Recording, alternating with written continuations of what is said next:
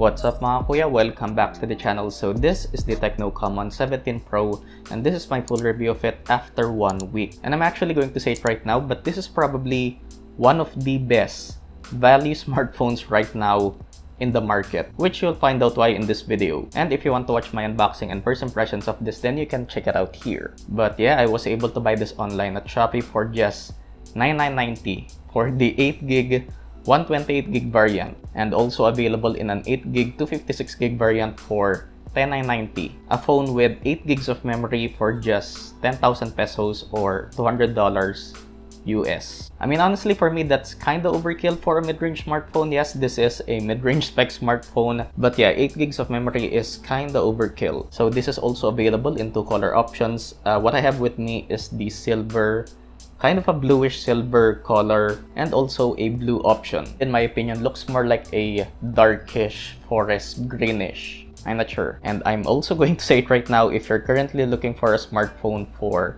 10,000 pesos or $200 US, then this is it. You can stop watching if you want, but don't, of course. So here are the specs of the Tecno Camon 17 Pro. You guys can just pause the video.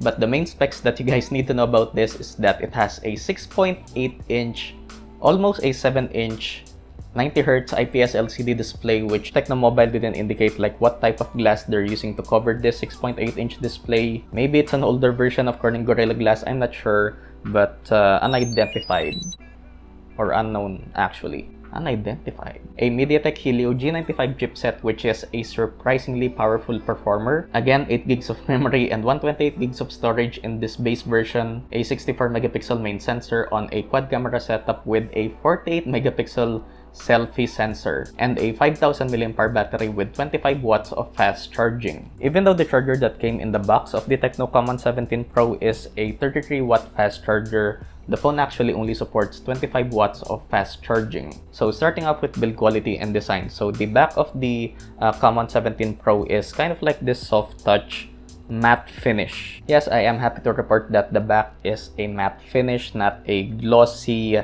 fingerprinty. I mean, this is still kind of a fingerprint magnet, but not as bad as with a glossy finish.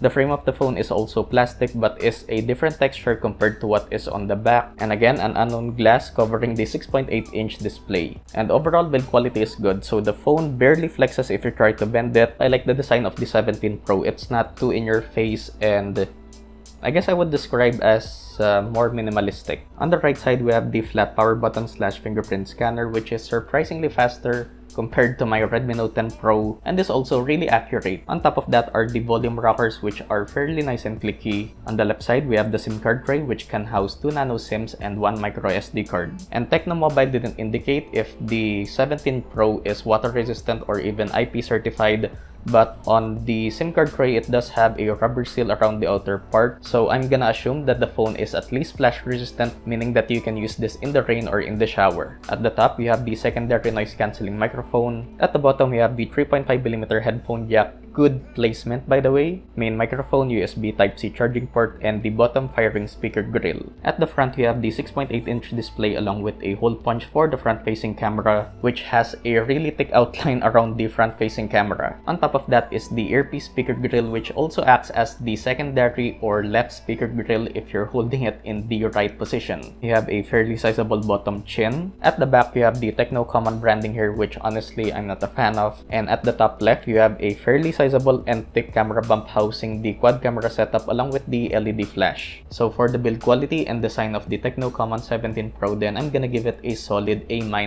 And moving on to the display, so again, this has a 6.8-inch 1080p 90Hz IPS display. So if you remember from my unboxing of this, I almost thought it's an AMOLED display, but unmistakably an IPS LCD display because it doesn't have deep blacks. So to my surprise, colors are actually quite vibrant for an IPS display. It gets plenty viewable outdoors with 500 nits of max brightness, little to no color shift at extreme angles, and of course, being a 90Hz display, it's significantly smoother compared to a 60Hz display, but not as smooth compared to 120Hz, which weirdly enough, I can tell the difference between 90Hz and 120Hz. So overall, a really good display, especially for a mid-range smartphone, so I'm giving the display of the 17 Pro a solid A. And moving on to the main focus of the Tecno Camon 17 Pro, or at least that's what Tecno Mobile is trying to focus on when they made this phone, is the 64 megapixel main sensor on a quad camera setup with an f1.8 aperture, 8 megapixel ultra-wide and macro sensor in one with an f2.3 aperture, 2 megapixel depth sensor with an f2.4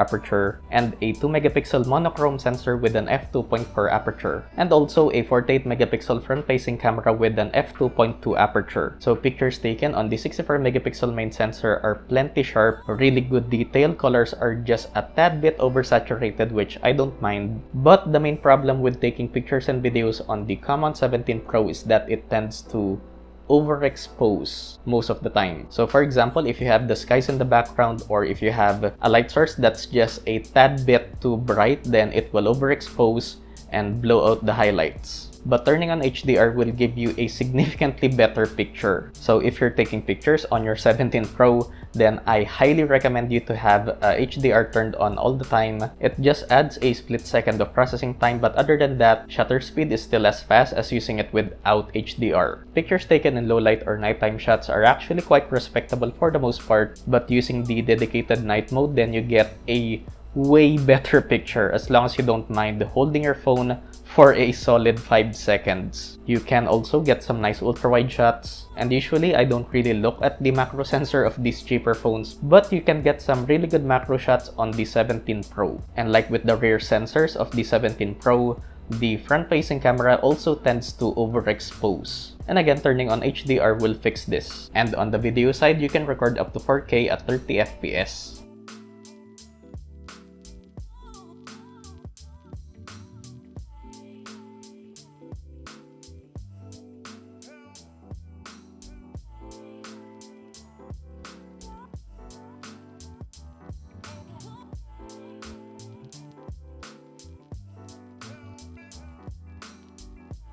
Okay, so this is like the vlog test for the Tecno Camon 17 Pro at 4K 30 FPS, and what you're hearing right now is from the built-in microphone. Unfortunately, there's no image stabilization available at 4K, and the same goes with videos. Just like with pictures, it tends to overexpose or just blow out the highlights altogether. But as long as you have ideal lighting conditions, then you'll be able to take those super high resolution vlogs. And right now, recording at 1080p at 60 FPS. And this is at 1080p 30 FPS with stabilization turned on.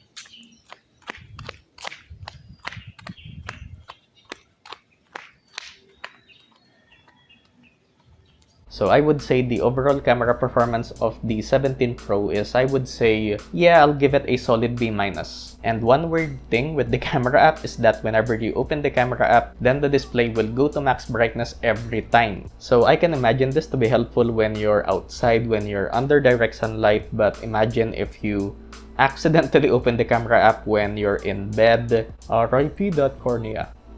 So I couldn't find how to turn off that feature in the camera settings or even in the settings menu. And also no double pressing the power button to launch the camera app, so that's kinda sedge. But you can double press volume down when the screen is off to quickly open the camera app. So yeah, hopefully those are two features that Tecno Mobile can add through a software update. And moving on to the surprisingly good part on this device, and that's performance. So again, you have a MediaTek Helio G95 paired with 8 gigs of memory, and just browsing through the UI is really freaking smooth. Of course, paired with a 90Hz display, rarely stutters. Opening and closing apps and multitasking isn't a problem for this. Although Tecno Mobile didn't indicate if the Camon 17 Pro has UFS 2.2, 2.1, or even 3.0 storage, but I'm assuming this has at least UFS 2.2. And just an update when doing my gaming test on Android smartphones, apparently Ark Survival Evolved is the most demanding game in the Play Store right now, just on top of Genshin Impact. So this thing can handle the most graphically intensive game in the Play Store at high settings smoothly. And Genshin Impact on high settings at 60 FPS.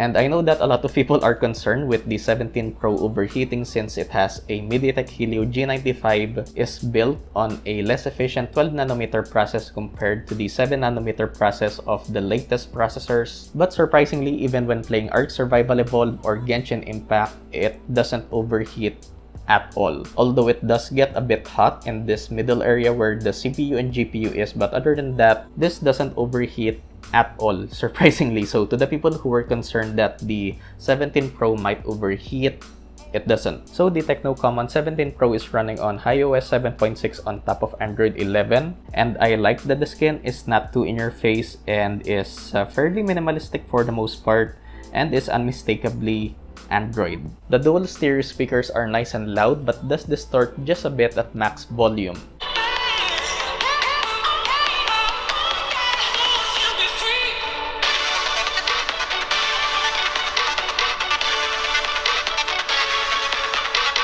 And in terms of software features in the special function setting, the feature that I really like is the music gesture, which could have been great but inconsistent. So basically, when you have this feature turned on, when the screen is off, you can swipe left to go to the previous song, swipe right to go to the next song, swipe up to pause the music, and swipe down to play. For me, this could have been a really great feature but is inconsistent again. So for example, if you swipe up, then you have to swipe from bottom to top or top to bottom of the screen, and sometimes doesn't really respond. Although there is one particular bug that can be annoying, which happens rarely.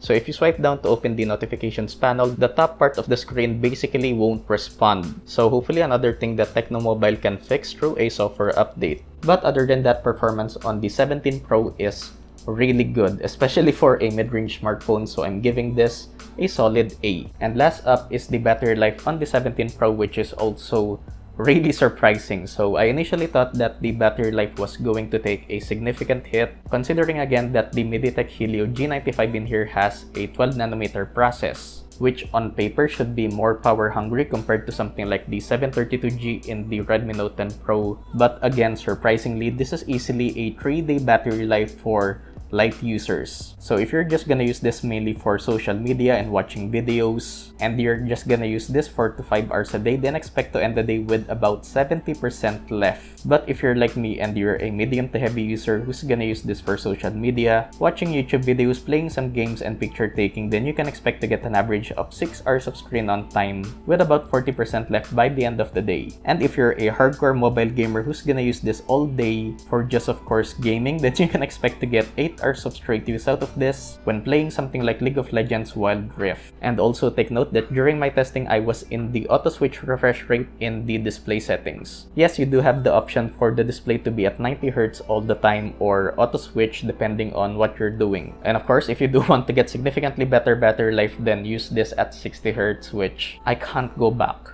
And if you do manage to kill this before the end of the day, then you can charge this from 0 to 100 in 1 hour and 30 minutes with the included fast charger. So yeah, battery life on the Tecno Camon 17 Pro is surprisingly an S.